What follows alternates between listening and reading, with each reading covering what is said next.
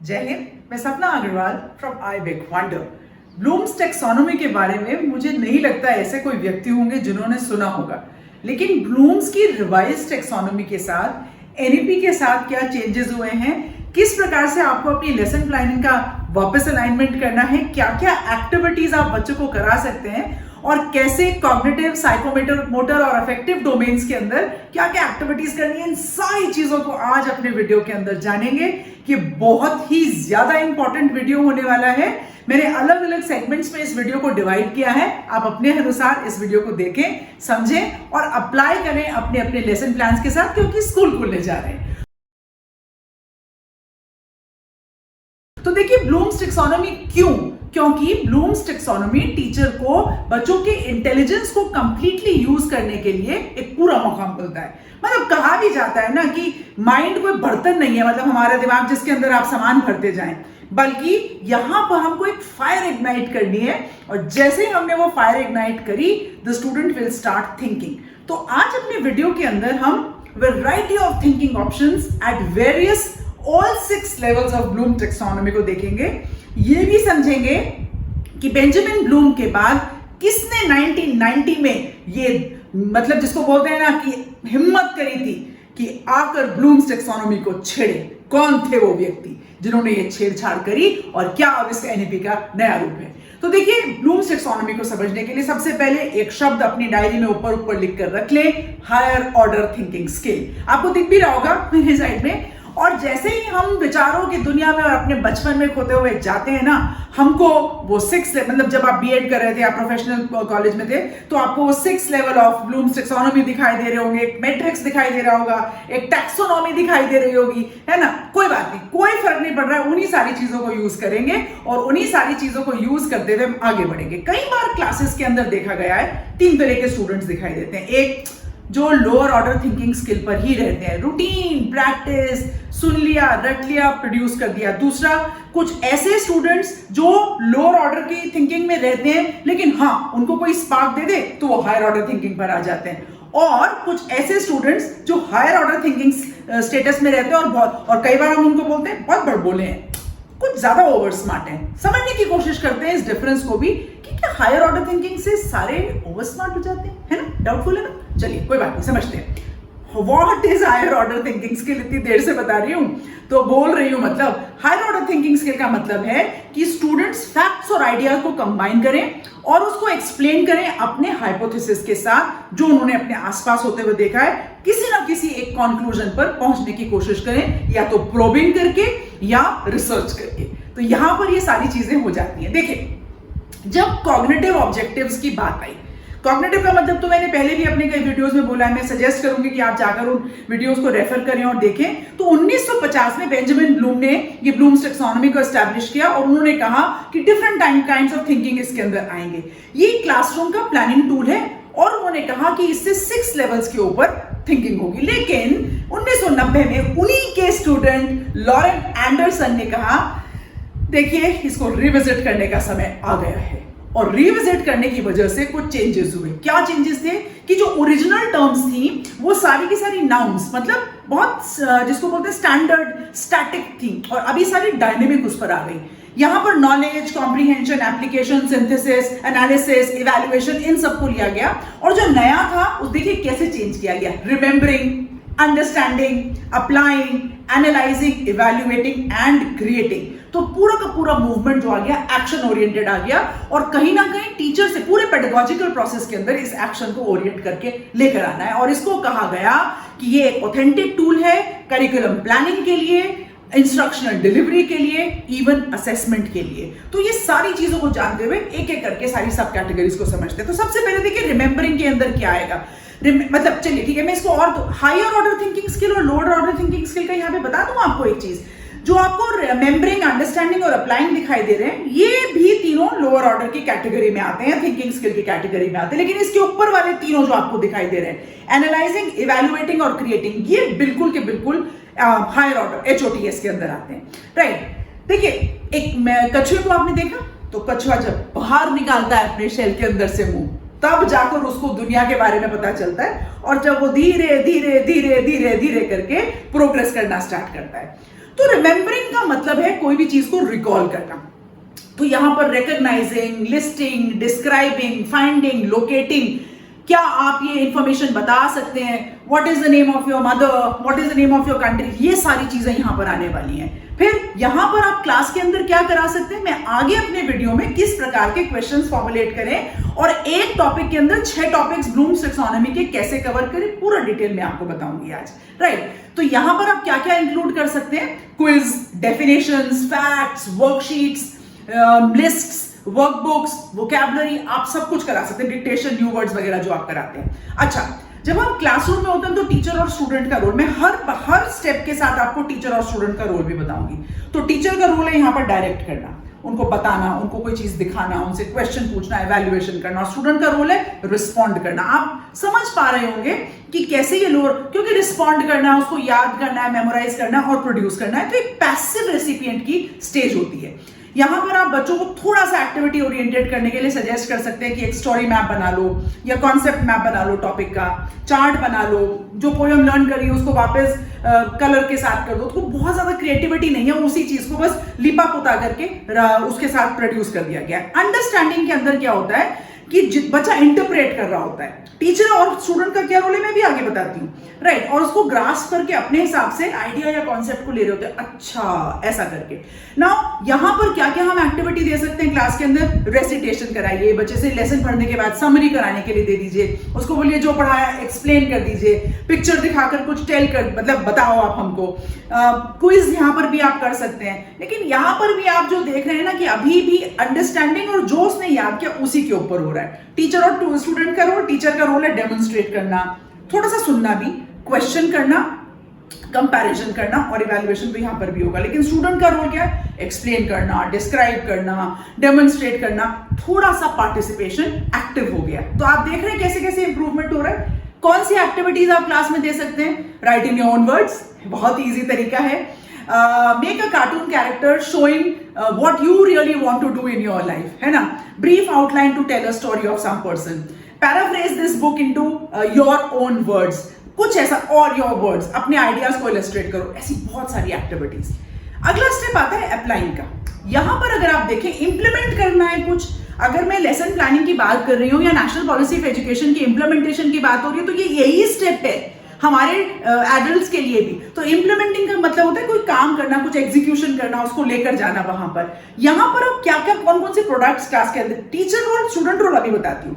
तो फोटोग्राफ्स बच्चों को खिंचाना, आजकल तो डिजिटल का जमाना है, इलस्ट्रेशन करना, simulation, sculptures, diary, journals, interviews, आप बहुत सारी चीजें इसके अंदर यूज कर सकते हैं। टीचर का रोल है किसी चीज को दिखाना, प्रोसेस को फैसिलिटेट करना, ऑब्जर्व करना कि जब स्टूडेंट काम कर रहे हैं कि सब कुछ ठीक ढंग से हो रहा है, इवैल्यूएशन करना, उसको ऑर्गेनाइज करना, और फिर वापस कुछ क्वेश्चंस पूछना। स्टूडेंट का रोल है प्रॉब्लम सॉल्व करना, स्टूडेंट का रोल है कुछ कैलकुलेशन करना, कंपाइल करना, इलस्ट्रेट करना, और काफी एक्टिव पार्टिसिपेशन है यहाँ पर।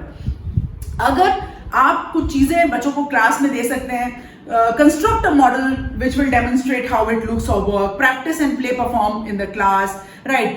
कुछ invitations बनाइए बर्थडे पार्टी के लिए, तो आपको अलग अलग क्लासेस के टीचर्स रिलेट कर रहे होंगे उससे।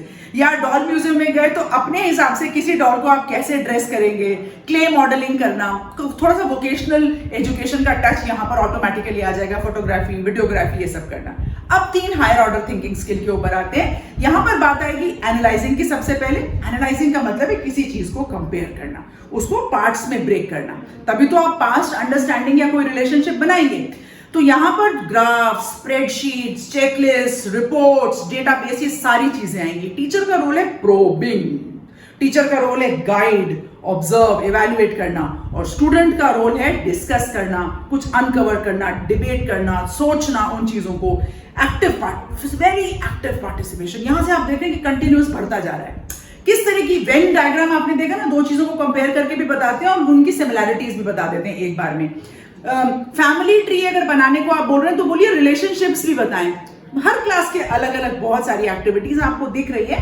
आप आराम से मेरे वीडियो को रोक कर इन एक्टिविटीज को देखें, राइट। फिर अपने क्लासमेट्स का सर्वे करें वेरियस टॉपिक्स के ऊपर, गैदर इंफॉर्मेशन करें, इंटरव्यूज जाकर लोगों का ले, आजकल तो ऑनलाइन भी ले सकते हैं स्टूडेंट्स। तो ये सारी पोटेंशियल एक्टिविटीज हैं।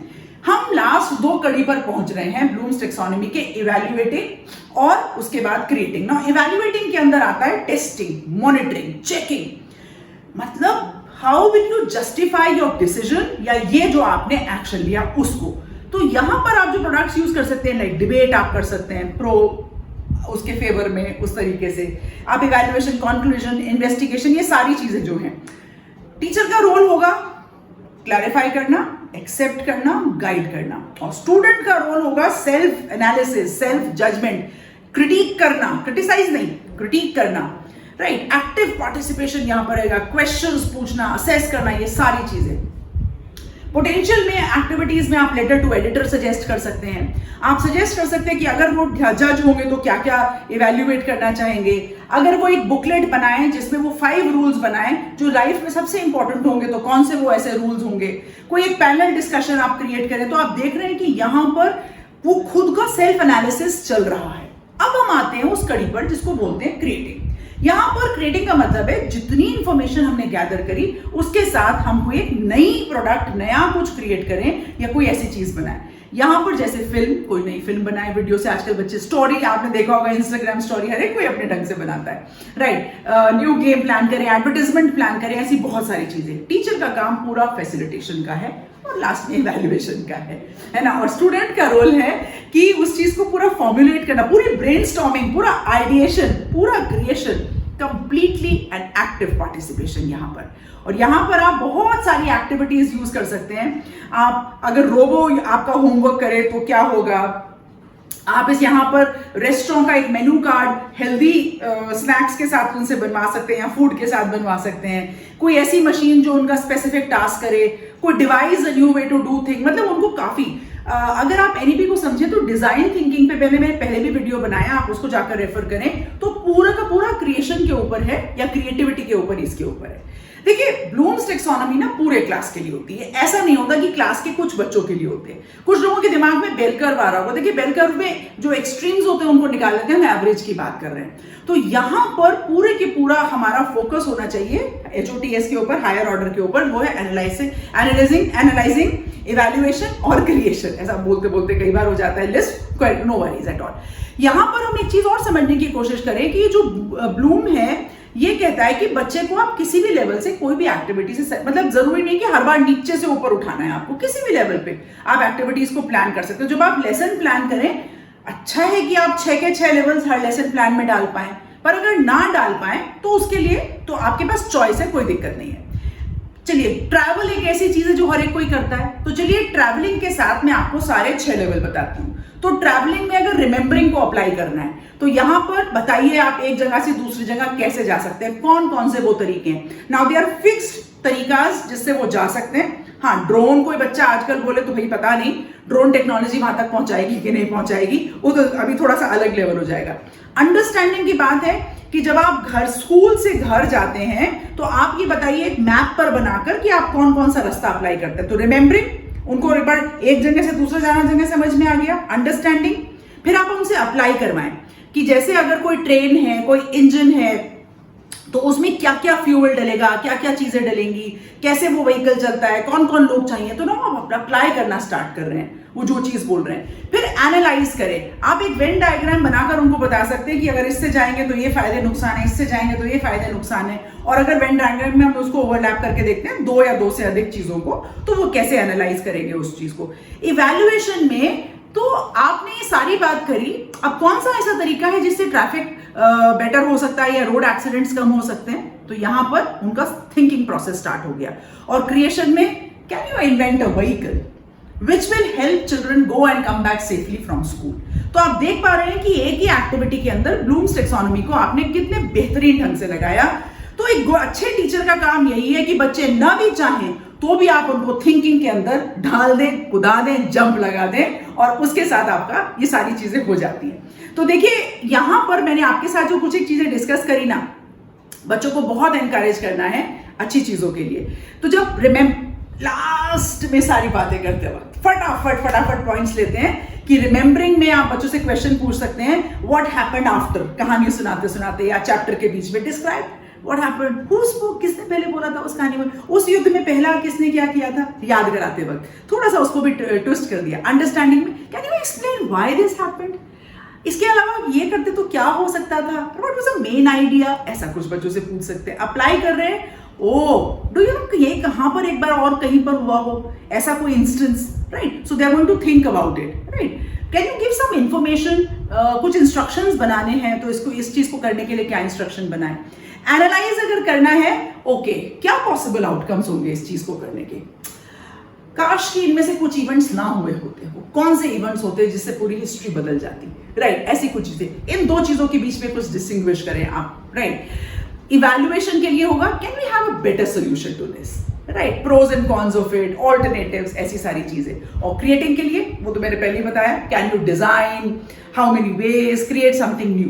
तो देखिए ब्लूम्स टैक्सोनॉमी एक बहुत ही पुराना यूज करा हुआ चीज है जिसको नए नए मॉडल्स में प्रस्तुत किया जा रहा है।